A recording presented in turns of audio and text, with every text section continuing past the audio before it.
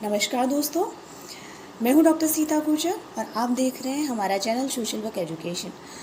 दोस्तों, आज हम मेंस्ट्रुएशन के इशू पर बात करने वाले हैं, जिस पर सुप्रीम कोर्ट की सीजेआई ने एक बहुत बड़ा फैसला दिया है। शायद इस फैसले के बाद में हमारी सरकार कोई ना कोई कदम उठा सकती है।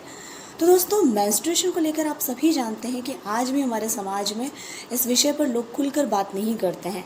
इसी कारण से महिलाएं आज भी मेंस्ट्रुएशन के दौरान कई तरह की दिक्कतों का सामना कर रही है।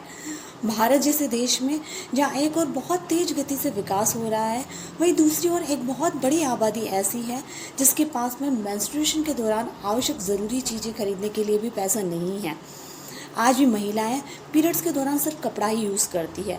इस पर यूनिसेफ और national institute of urban affair ने एक अध्ययन किया और बताया कि आज भी शहरी क्षेत्रों में रहने वाली गरीब परिवार की लड़कियां मेंस्ट्रुएशन के दौरान आवश्यक सामग्री से वंचित रहती है। आज भी पैसे की कमी के कारण शहरी क्षेत्र की गरीब लड़कियां पीरियड्स के दौरान सिर्फ कपड़ा ही यूज़ करती है, जिसके कारण उन्हें कई तरह की स्वास्थ्य संबंधी समस्याओं से गुजरना पड़ता है। विशेष रूप से स्कूल जाने वाली लड़कियों को पीरियड्स के दौरान प्रॉपर हाइजीन की जानकारी नहीं होने से कई दिक्कतों का सामना करना पड़ता है। इस विषय पर वर्ष 2017 में एएसआई की एक रिपोर्ट में कहा गया कि भारत में प्रतिवर्ष 2 करोड़ 30 लाख लड़कियां पीरियड्स के दौरान स्कूल में शौचालय तथा पीरियड संबंधी सुविधा के अभाव के कारण स्कूल नहीं जाती हैं। हाल ही में डॉक्टर जया ठाकुर ने सुप्रीम कोर्ट में एक याचिका दायर करते हुए कहा कि सरकारी स्कूल में 6ठी से 12वीं कक्षा की छात्राओं को मुफ्त सैनिटरी पैड सरकार द्वारा उपलब्ध करवाए जाएं, क्योंकि गरीब परिवार की लड़कियों को उनके माता पिता पीरियड्स के दौरान आवश्यक सामग्री नहीं उपलब्ध करवा पाते हैं। इस याचिका पर 3 जजों की bench chief justice DY Chandrachud, justice PS Narasimha एवं जस्टिस जेबी पारदीवाला ने सुनवाई के बाद केंद्र सरकार को आदेश दिया कि राष्ट्रीय स्तर पर मेंस्ट्रुएशन को लेकर राष्ट्रीय नीति बनाई जाए और उन लड़कियों के लिए जो स्कूल जाने वाली है तथा मेंस्ट्रुएशन की प्रॉब्लम फेस कर रही है।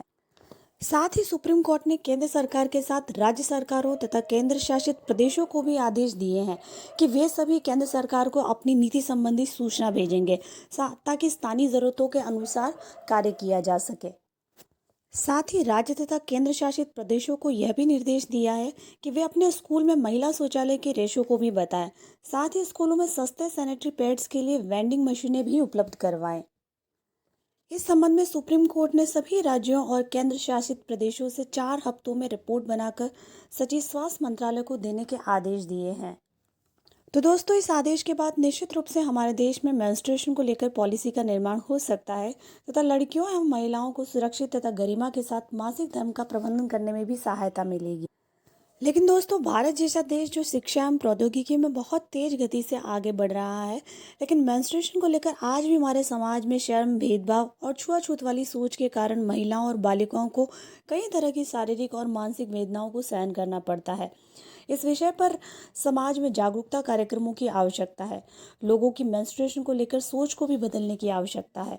साथ ही मेंस्ट्रुएशन हाइजीन और हेल्थ को लेकर किशोरी लड़कियों को भी जागरूक करने की आवश्यकता है, ताकि प्रजनन पथ के संक्रमण से वे बच सके। इस हेतु उनके माता पिता, स्कूल शिक्षक तथा प्रशिक्षित स्वास्थ्य कर्मी और विभिन्न सोशल मीडिया प्लेटफॉर्म के द्वारा किशोरियों को सही मासिक धर्म स्वच्छता के संबंध में संदेश प्रसारित किया जा सकता है।